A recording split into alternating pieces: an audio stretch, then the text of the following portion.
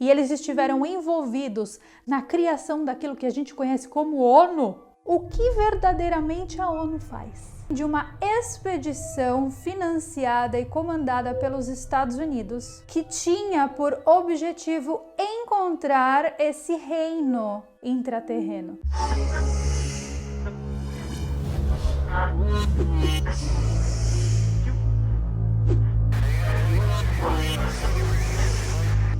Geralmente aqui no canal nós sempre falamos sobre os extraterrestres, que são seres provenientes de fora da Terra. Porém, no vídeo de hoje nós vamos falar sobre os intraterrenos, que são seres provenientes de dentro da Terra.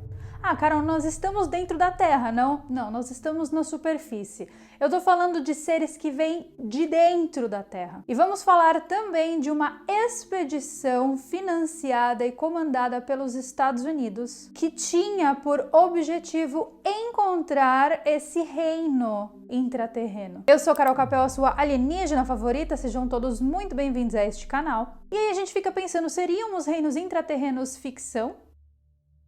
Uma dimensão paralela? E falando em dimensão paralela, toda quinta-feira, lá no canal do podcast, no Quinta Dimensão Cast, eu e a minha amiga Muriá, vamos te conduzir a uma dimensão paralela. Porque o nosso podcast vai te levar realmente para outra dimensão. A gente tem um monte de entrevista muito interessante com gente muito interessante e um monte de assunto que certamente não é dessa dimensão. E também falando de outras coisas que têm o poder de te levar para outras dimensões. Mês passado aqui no canal eu recomendei as músicas, o álbum inteiro de um amigo meu. Esse meu amigo, ele faz música com intuição de uns mentores. E muita gente aqui do canal foi lá conferir o clipe, que eu deixei para vocês o link aqui embaixo, e as pessoas começaram a relatar que tiveram de fato fenômenos acontecendo com elas. Então eu vou deixar mais uma vez o link para vocês aqui abaixo, porque vocês vão entender ao ouvir e ao assistir o clipe o poder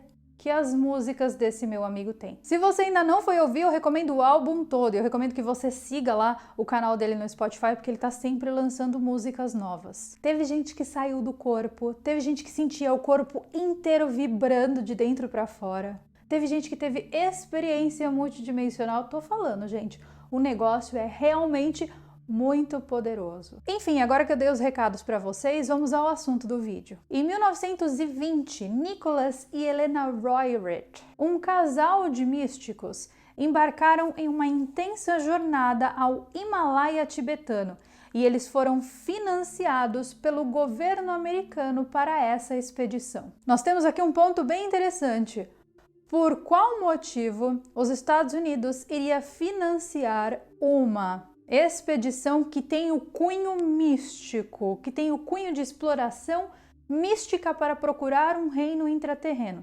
Já é uma coisinha para chamar nossa atenção, né? Nesse local existe uma lenda que eles foram explorar. Essa lenda tem mais de 1000 anos e fala sobre um reino intraterreno conhecido como Shambhala, e tem outros vídeos aqui no canal explicando como seria esse reino intraterreno, então eu não vou me aprofundar muito nos detalhes, vou deixar para vocês no card. Esse local mítico é presente na cultura de vários países dos arredores, como a Mongólia, China, Índia e tantos outros lugares. Todas essas culturas acreditam que essa civilização intraterrena tenha muito conhecimento em tecnologia e espiritualidade. É como se eles fossem extremamente avançados nessas duas áreas. Durante a expedição, que durou 5 anos, eles ficaram completamente desaparecidos por mais de 12 meses. E ninguém sabe o que os Roerich fizeram durante esses 12 meses. Existem apenas umas pouquíssimas páginas de um diário que relatam um avistamento de algo no céu e uma pedra que eles encontraram que tinha habilidades mágicas. O local Shambhala existe para muitas culturas e inclusive a ideia é que Shambhala seja um reino com uma capital, e essa capital é conhecida mundialmente pelo nome de Agartha. O local é morada de uma civilização que escapou de um cataclisma terrestre e foi para debaixo da terra se esconder. O local tem uma linhagem completa de 32 reis e uma população de 20 mil pessoas foi responsável pela construção do local um pouco antes desse cataclisma chegar. Essas informações eu estou tirando de dentro dos textos sagrados do Kalachakra Tantra, que é um texto hindu. Porém, por mais que existam pessoas que acreditem que esse local seja físico, ou seja, é uma caverna, você entra, você encontra, a grande maioria das pessoas que já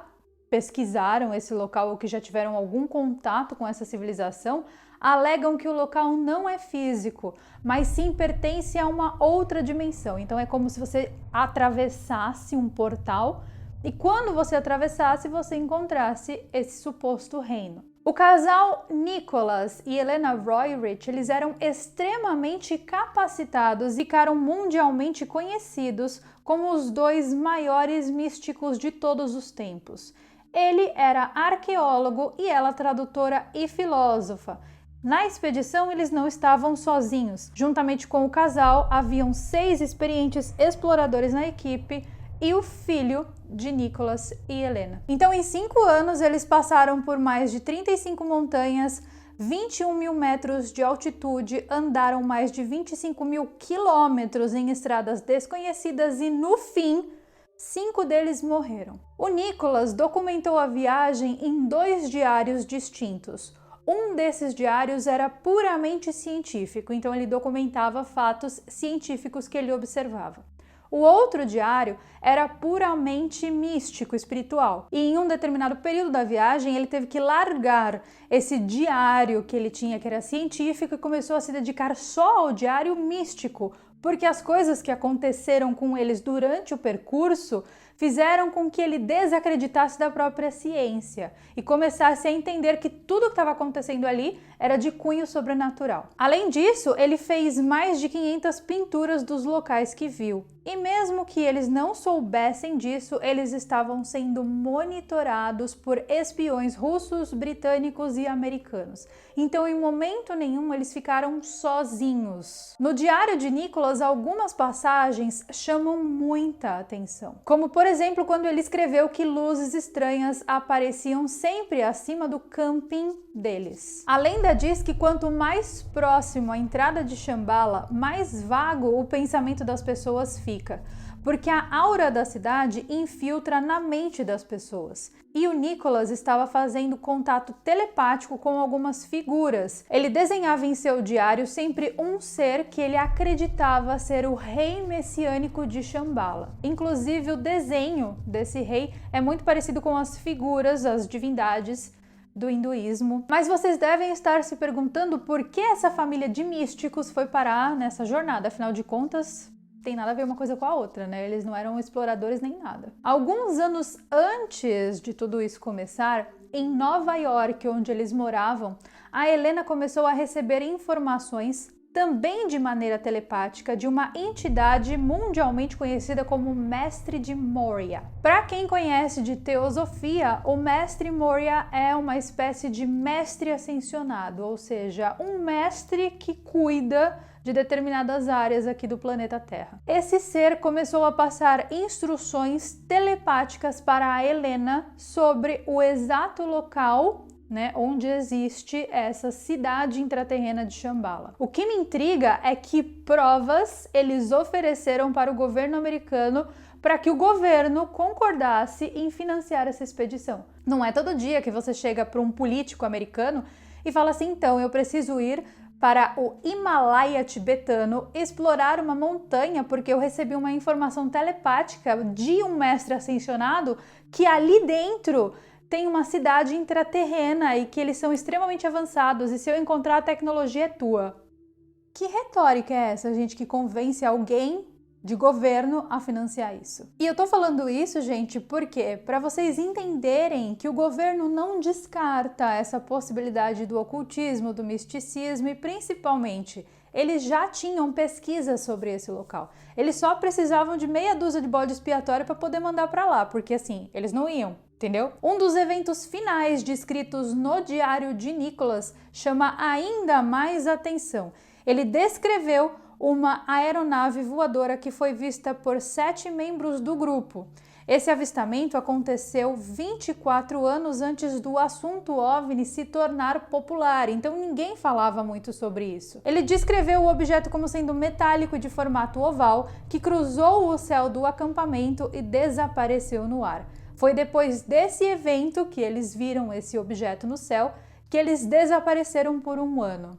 Será que foram abduzidos? Arrebatados? Levados para Shambhala? E então, em 1928, eles reapareceram e foram levados para casa por autoridades tibetanas. E em casa, o Nicholas revelou estar em posse de uma pedra conhecida como Chintamani Stone, ou seja, a pedra de Chintamani. Quem conhece sabe que essa pedra é a versão oriental da pedra filosofal, que nós já falamos aqui em alguns outros vídeos. Ultimamente, esse nome, a pedra filosofal, tem aparecido tanto aqui nesse canal que eu tô até com medo de um dia fazer um buraco no meu jardim para plantar uma árvore e encontrar a pedra filosofal ali. Que delícia! Fisicamente, essa pedra tem uma aparência de uma opala preta e os antigos acreditavam que ela era um pedaço de um meteorito que caiu na Terra. Eles acreditam que a pedra seja originária da constelação de Órion, e todas as pessoas que tocam essa suposta pedra tiveram acesso simultâneo ao presente, passado e futuro. Então você toca na pedra, você vê tudo, como se o tempo não fosse linear. A expedição foi considerada um fracasso pelo público, afinal de contas eles foram, voltaram, ficaram sumidos e não falaram nada. Mas aí que está a questão, a grande questão. Será que eles não falaram nada porque eles não viram nada? Ou será que eles não falaram nada porque não deixaram eles contarem nada? E eu explico por que eu tô falando isso. Porque em 1933, o próprio ex-presidente Roosevelt assinou uma ordem executiva pedindo uma segunda expedição pelos mesmos aventureiros ao Himalaia tibetano. Ou seja, será que foi um fracasso mesmo? Bom, nessa segunda expedição, eles foram novamente e eles ficaram desaparecidos por 3 meses. Existem fortes rumores que atestam que os Roerich estavam trabalhando tanto para os Estados Unidos quanto para um negócio chamado Reino Oculto. Eles eram aquela coisa que a gente fala de agente duplo. Esse Reino Oculto era liderado por ocultistas soviéticos. Os soviéticos, por sua vez, estavam muito interessados nos recursos e conhecimentos de Shambhala. E quando o governo demonstra interesse por conhecimento no ocultismo, a gente já fica achando estranho, né? Porque o que tem a ver, gente, o cu com a calça? Bom, em tese e em teoria, não deveria ter nada a ver, né? Mas tem sim, e muito. Tanto os governos interessados por essa regiãozinha do Tibete, o que tem lá? Neve e monges rezando?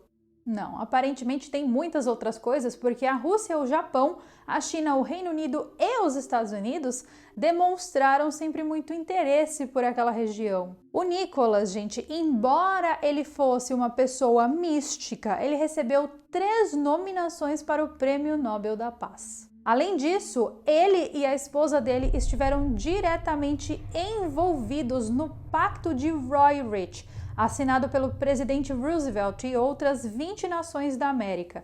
Esse pacto obrigou os governos a conservar a cultura, a paz e foi um agente muito importante para a criação daquilo que nós conhecemos hoje como a ONU. Porém, vou fazer-lhes uma pergunta antes de encerrar esse vídeo. Se esses senhores estavam em posse de tanto conhecimento assim, conhecimento esse inclusive muito à frente do nosso tempo e de locais do planeta que não são visitados por seres humanos normais, e eles estiveram envolvidos na criação daquilo que a gente conhece como ONU, o que verdadeiramente a ONU faz? Bom, nessa última crise que nós passamos, nós percebemos que eles não fizeram nada.